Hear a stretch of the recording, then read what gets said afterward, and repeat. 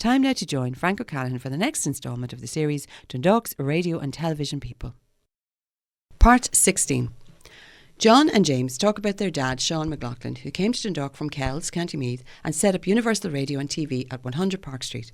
They explain that Dundalk was a hotspot for television at that time because you were able to get reception from the north. Pete Traynor recalls life in their Bridge Street shop, the evolution from black and white to colour TVs, and the camaraderie between the McLaughlins and the Traynors. But first, here is a short clip of an interview with Dundalk FM presenter Mary Rose Muckian when John and his children Daisy, Sive and Adam called into the station to donate 2 bush radios to Dundalk FM.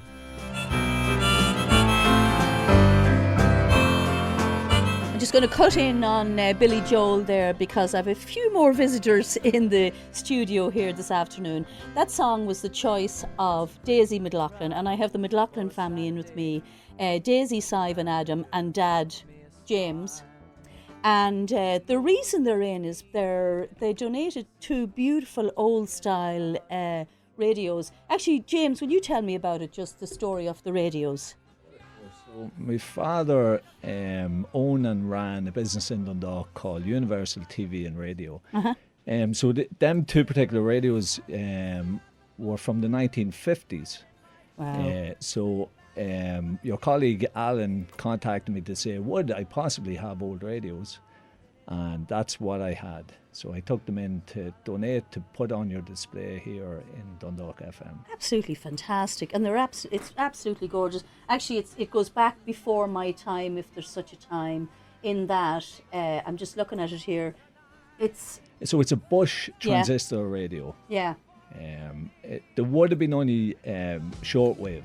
So now you have long wave and medium wave. Okay. So they would have been just short wave at the time. Yeah. So my father would have But you would have got Radio Erin on it. Of course you then. would, yeah. So of course you would. So my father set up his business the year RTE went live, and what he initially done was he was leasing out TVs and radios. Oh yeah, like our TV rentals, was that Correct. the one? Yeah. Correct. Yeah. So he was in Park Street, right beside where the Vinegar Man's is. Oh yeah, yeah. And now the Vinegar Man's have since extended into where his shop was. Yeah, and yeah. he closed his shop around the 1980s when the whole rental thing stopped. Amazingly, my father passed away 2.5 years ago, but amazingly he still had a couple of customers up until about 2010. Wow. Yeah. Because it was old style. Yeah. They got their TVs repaired immediately or swapped out, and it was an old thing. So, I mean, it was probably the first style of leasing, really, wasn't it? Correct. Before leasing, that's what it was. Yeah. You went there. And if you think about what TVs and radios were at the time, they were Netflix of now. Yeah. And it was social media, so everything that came across the radio, people used to sit around the radio like it was a TV. That's right. But the modern technology, black and white TV, people couldn't afford it. Yeah. So it was a huge thing, and he provided all that service of that. to them. Yeah. I mean, it was a massive investment. A TV back in the day, we'd say, going back to the 60s even. So the radios were before that. Like, they were expensive because it's kind of the early implementers of these. Yes. Is that Bakelite? I assume it is. Yeah. So it looks plastic, which is surprisingly, but you are No, correct. I'd say it is. So I had seen in the past, my father had the wooden radios. So they would have been from earlier than that. So 1940s. Yeah, they were longer. They were longer kind of. They were longer, and the dials on it, like on the exterior, it looks very professional, and on the inside it was fishing wire. So as you turned the dial, the fishing wire would turn a variable resistor, which in turn would search for the channels. So inside it was very kind of unique. And outside it looked very professional. I mean, it's absolutely lovely to have these, and there's a few bits here already in the studio, so it's great to have them in a place where they will be, I suppose, people will see them, that you give them that. It's very generous. So normally you give them to a museum, but it's nice that it's in such a place like Dundalk. Yeah, in a local place. Of course. That's true. And I've seen older TVs that he had, and it's back to real kind of Stone Age, the beginning of TV. Flintstone stuff, with the running along. And even my kids here would look at TVs with the large backs on them. Oh, of course. So the question would be, how come that flat screen is so big? Yeah. And there are And flat tell me screens. this: what was the point of slapping it on of the TV on the side if it wasn't working right? So my father. Or was that just our house? My father once showed me how to fix a TV, and it was to hit it on the side of the telly. And the reason why it was the valves, the old valves on the side of it. So over time, there might be dust or the connection between the valve and the actual appliance was off. Yeah. So as you bang it, you would move the valve. Oh, right, yeah. And Not the valves, sophisticated, but it worked. correct. Yeah. And the valves would create a light and a heat source as well. So All right, it was actually a display in your house. A TV was something. James, thanks a million for donating these. Very generous of you, and really do appreciate it. And so we've Daisy, Sive and Adam, and we'll finish up. I'm going to play a song. We've 10 minutes left on the show. This is Daft Punk and Pharrell Williams and Get Lucky.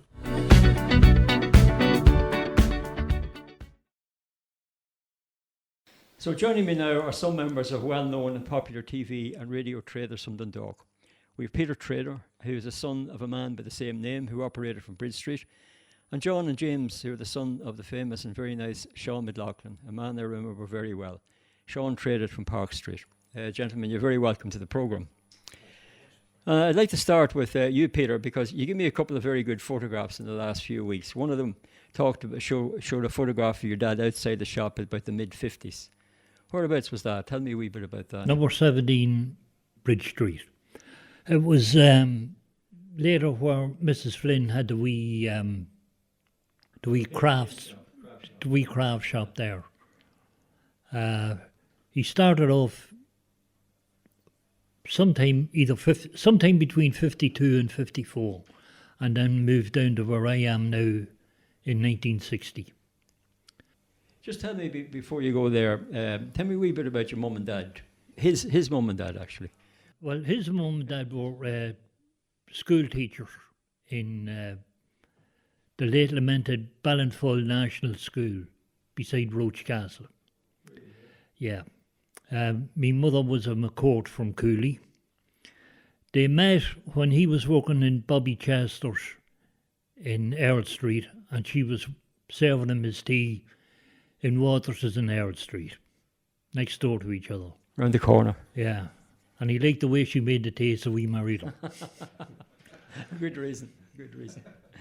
And just hopping back to a photograph for a minute, there's another very iconic photograph there. Everybody in the town of Dundalk knows about it.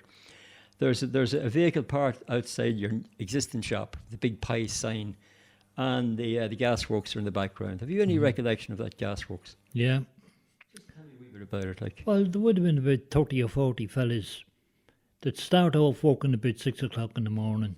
Another shift had come down again, maybe 7 or 8 o'clock at night. But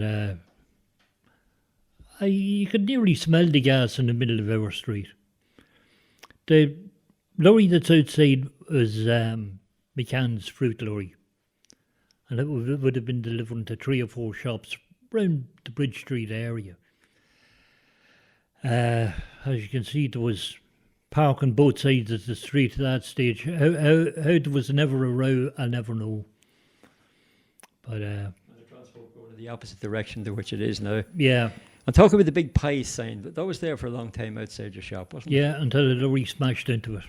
And down it came. Yeah. So moving over now to John and James, just welcome, as I said, and I remember your dad with great affection, actually. Tell me a wee bit about his background.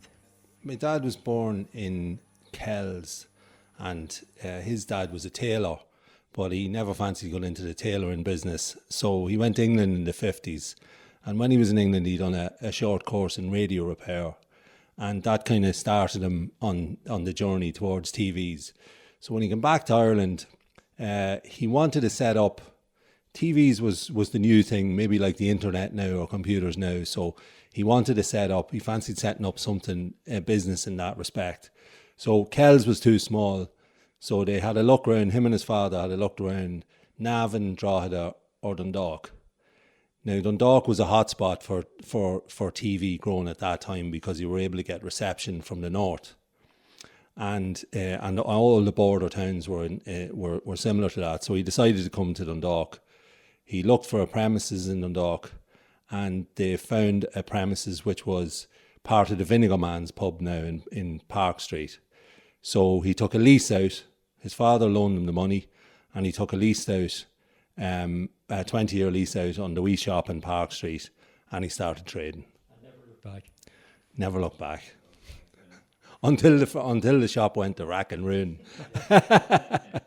So, but he always said himself, you know, he was good at TVs, but he was bad at business. That's a bit of a trend back in the day, not just in that business. We'll come back to that in a few minutes.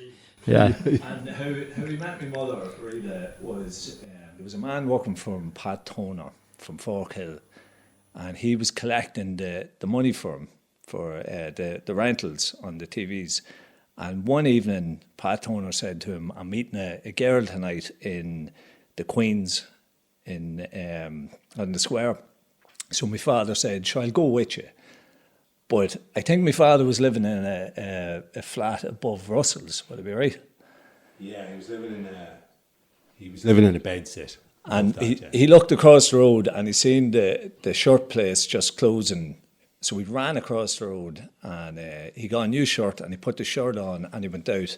And Pat Toner was meeting my mother's sister, Christine, and my mother was home from America, and that's how they met. It was from Pat Toner, who worked for him. Amazing how things happen, isn't it? Yeah. And lived long and happy after that. Yeah. And my mother was from Crossmaglen, so Pat was from I remember her too. Yeah. Now I'm going to ask you, Peter, a very lovely wee story. I remember as a young fella walking out to Dowdall's Hill with the bag over the shoulder, and there's a dog, and this dog or dogs, they're in the photograph, the iconic photograph with the gasworks in the background. Tell me a little bit about the dog. It might seem a strange question, but the dog was belonging to Michael Brennan, whose mother had the bakery next door to us. And Judy was in heat, and the other dog coming out of our gateway has a smile on his face and a very sore arse when we had split it with his boot. But at least the dog went away with it. Happy dog. Happy dog. Yeah. The other story that comes to mind, you mentioned to me once before about your mum. She put the first television aerial up somewhere. She put the first aerial up on Bridge Street. The story was there was 3 or 4 boys in the workshop, as it was Mickey O'Hagan, Cyril O'Brennan, and 2 or 3 of the Marmians from Kilcurry. They all worked for him at various times, but none of the boys fancied going up on the roof to put the aerial up. Phil Nolan, who lived next door to us at the time, had a flat roof in his place.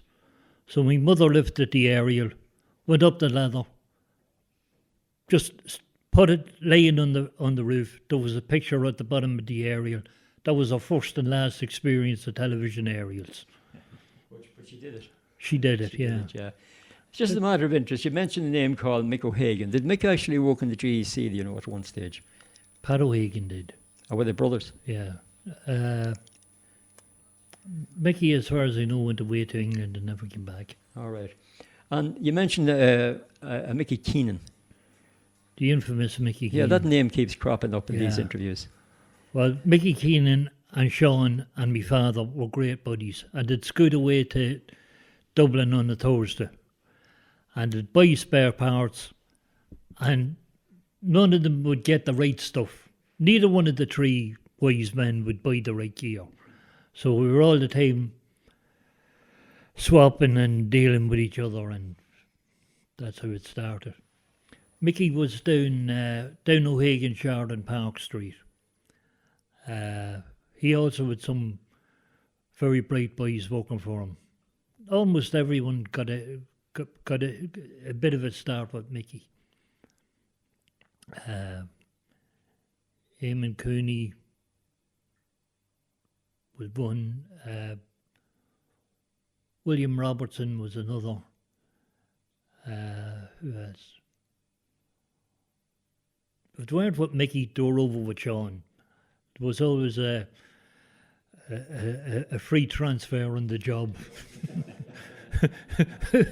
Just moving back to yourselves, lads.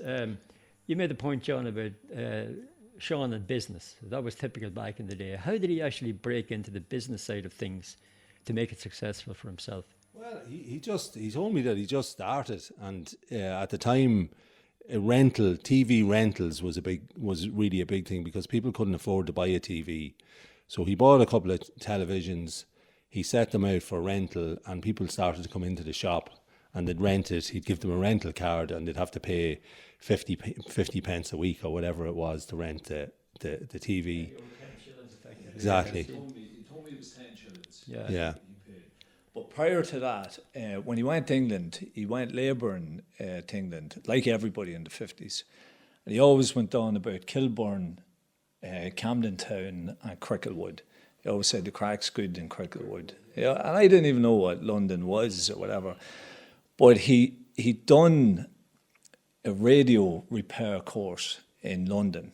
He wanted to get away from the labouring and he wanted to make a bit of a go at it. So he did a course and then he got a job in Harrods in London. The Harrods? Yes. So what? The top half of the tails. Yeah. I doubt it is right. But his job there was to repair the radios because they were always breaking down and the valves and the whole lot. So I think that's where it started. When he came back to Ireland then, he said he got sick of England. He said he just wanted to be back in Ireland. And he came back to Ireland. And between me and John, we can only assume he did a course in Kevin Street.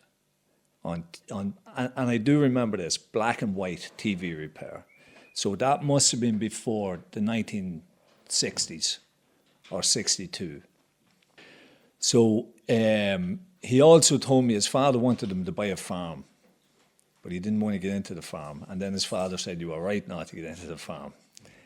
So it was, as John said, it was new technology. It was like AI of this era now. It was a brand new technology. It was the buzzword. It was, as Pete says, his father started up his business in the 1950s. RT didn't transmit till 62. So this was something alien. So I suppose he's seen an opportunity. He told me the first day he put an ad in the paper, he had 30 calls overnight. 30 calls? 30 calls overnight. To rent or lease out a television? Everything. And people tell more, when you leased a telly, you obviously got the aerial with it. Or you had to pay extra for it or whatever. But me and John were talking the other day, it even went as simple as that, as sticking a coat hanger in the back of the telly, and that was your aerial. You know, or the rabbit ears on top of it. If you could get away with it. If you could get away with it, yeah. So then, as John says, it spiraled from that, and then he opened the shop, and he had the apprentices in. And who did he have working with him? Like, I assume he employed some people. Yeah, he had a receptionist, if you might call it that, somebody who minded the shop, because he'd have to be out fixing DVs or putting up aerial. And that was Patricia Dollard. And you remember Patricia, do you? Pierce Park. From Pierce Park, yeah. So Patricia is Kathleen's, my sister's godmother. That's right. And then he had Jim Richardson work for him for a long, long time, a guy from RD. And he had lots of others. There was lots of other apprentices. Vinnie McRae was a famous one. And there was Jerry Woods as well. Jerry Donnelly. Yeah. Joe Traynor, no relation. Yeah. But you see all the employment that one person coming into an environment like that can give. You know, Exactly. that's tremendous. And it was an apprenticeship. Yeah. Really? It's like a carpenter of the day. And how did the apprenticeship work and the education of it and stuff like that? Maybe Pete could shine a bit. It wasn't certified anyway. It was on the. There was no city in Kills. It was learn on the job, John, was It was it? a qualification of life. That's what it was. But So I remember a story one of his apprentices told us recently. It was a colour TV, and he opened the back of it. My father, Sean, asked him to open the back of it. But he opened the bag too much, and there was some sort of gas in the tube, and he got exposed to it. And after a week, he came in to my father and says, "Look, Sean, I think there's a bit of a problem. My hair's falling out." So he says, "Well, you better go down to the doctor." So the doctor went down, and he says, "I know somebody who's the cure of baldness." So he said he had this old black stuff in his head, but he says after a couple of weeks, he says it started to grow back, and there was no long-term effects. So it was all new technology. You know, they were trying to see the pants successfully too, like, you know. Yeah. But you know, in business, if we come back to the business part, Frank, that you were asking about, there was a great camaraderie around the TV men in Dundalk. Now, they didn't all get on with each other, and we never really found out why. There was obviously falling outs over the year. There were never big ones, but some of them they didn't deal with each other. But Pete, my father and your father always got on well. Yeah. They had a camaraderie. And even though they were competitors, they would share parts. You know, if they needed a part, they would call in for a lend. If they were doing there, they'd help each other out. And we grew up in Pete's house. Yeah. You know, John's right. That amazes me actually, because the next question I was going to talk to you about was any rivalry that existed and how they overcame that. Because when you think about it, maybe there was 10 people in that business, whatever the number was, and a lot of them were actually supplying the same product, not just the television, but the same brand, like Pie or whatever it might be, Bush. So therefore, not only was there rivalry, but there was commercial, you know, sensitivity. How much can I get for it? How much can you get for it? So how did they manage all that sort of stuff? I don't know, Pete, you might know. Demand as well, probably. Yeah. Probably so much demand that. My father said he was always treated a bit differently when he went into a house to fix a telly or to put up an aerial. They all had different views of who they were working for and where they were working for, who was a good pay and who wasn't a good pay. So you made a point earlier that you felt your dad had a good deal from Pie. So would you have had a better deal from Pie than the next gentleman? The reason Pie were so popular was because, number one, Pie articles had a better range for just picking up a signal. It had a stronger lay on frequency. But what I can remember was that if you had a customer who was dodgy as regards being able to get a higher purchase on a telly or a radio or something, Pie always gave better terms than some of the other firms. Bush were held by a gang called Kilroy Brothers in Santry, and Brownlees held the Ferguson agency. But Pie were situation where somebody would take on a contract, for want of a better word, at 10 shillings a week, and then after a few weeks stop paying. Yeah, that was a regular occurrence. And what was the reaction then? How did you deal with it? We have to seize the property, ma'am.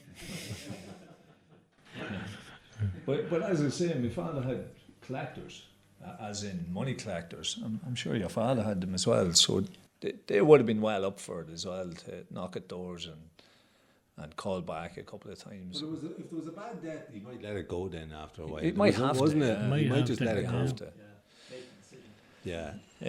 But like When you add up all those comments that have been made there, I don't mean to get into the personal money bit here, but a business like that had to be taking in a fair deal of money, because you had a lot of people, a lot of wages at the end of a week. Like you've named a number of people, heads who would have been working with your dad, be it full-time or temporarily or whatever it was. Yeah. That all had to be paid for. Well, So business must have been fairly brisk. my dad said a TV back then was £60. It was very expensive, and people wouldn't invest in it because they were breaking down and they were afraid of the big investment.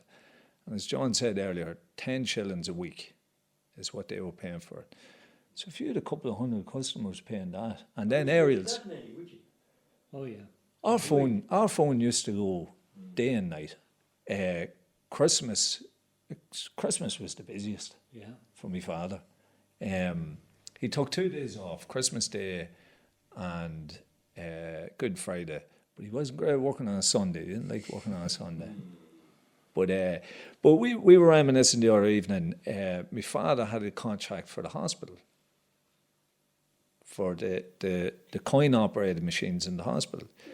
So, John, you could probably expand on it. He used to go over and get the money, the change out of the machines. Yeah. So, you know, you might remember them, Frank, if there was the TVs in the hospital weren't free, so there was a coin-operated box on the side, and you'd put 10p in, twist it, and you'd get an hour's worth of TV on it. So he had the contract for that. The garage was full of them old boxes, and he'd go over every week and fill up the 50p's in them or whatever the money was taken out of it. Now, he lost that contract after a couple of years, and he wasn't sorry he lost it. I can't remember who took it on. You might know, Pete, would you? We don't think that was part of the income stream. Sure, we Yeah, don't. That's how it was back then, you know. And the other thing about back then as well, and like there was no accounts, there was no accounting on the job, there was no records kept. It was all kept in the head and just cash in the pocket. That's all it was. At the phone table, and there was no organising. It was just we cornered the free page. You could write a name down, and Father would bring them back. So my mother was the receptionist as well, same way as your mother, Pete. You know. And they all played a part, didn't they? They all played, yeah. Funny, you mentioned something there about Christmas being the big thing. I was reading something that I researched the other day, and I noticed that to hire something out in November, December was 11 shillings and 6 pence. But the same product in January was down to 9 shillings. So the pressure came on. There was a big sales time, obviously, at Christmas. Well, everybody wanted a TV at Christmas. And if they didn't have one, and if they had a black and white TV, they might have wanted a colour TV for Christmas for the house. Yeah. And it was, you know, that was the present for the household kind of aim for Christmas. So come November, the orders were flying in, and it was a real busy time. And that was the first of 2 programmes featuring John and James McLaughlin, sons of Sean McLaughlin, Universal Radio and TV, 100 Park Street, and Pete Traynor, son of Peter Traynor, Bridge Street, in conversation with Frank O'Callaghan. The series, Dundalk's Radio and Television People, was researched and presented by Frank O'Callaghan and recorded and edited by Alan Byrne.